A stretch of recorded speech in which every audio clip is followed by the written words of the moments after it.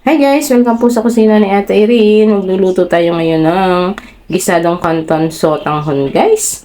So, ito yung diskarte ko guys. Baka sakaling makakuha kayo ng mga tips at diskarte. So, kaya ganyan ang kulay ng aking baboy guys. Yan po ay babarbecuehin. Binili ko lang po sa magbabarbecue. Gusto ko lang haluan ng konting baboy guys. So, ayan. May manok, may baboy. And may atay ng manok. So, iprito lang muna natin ng kaunti. And then, pag naprito na natin, ating igisa na po ang ating bawang and sibuyas. And guys, pag naigisa na natin yan, haluin na rin natin yan. Pag sasama-samahin na natin, titimplahan natin ng paminta, pampalasa, and toyo.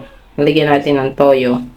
Then, pag nalagay na natin yung toyo, lalagyan natin ng konting H2O. And ito po yung diskarte ko dyan. Yan po ay pinag-aadobo ko muna. Lalagyan natin ng H2O, pakakatingin ko yan dyan.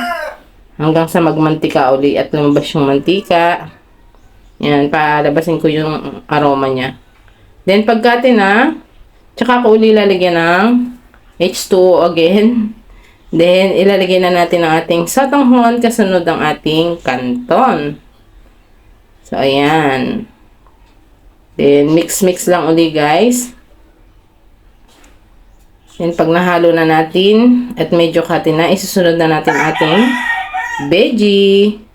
Then, lalagyan na natin ng oyster sauce. Importante po yan. And, halu-haluin lang natin. And, madali lang naman guys. So, ayan na guys, luto na. Super yummy, super juicy. So, yan guys. Bye guys. Maraming salamat po. Piliin po natin maging masaya tayo palagi.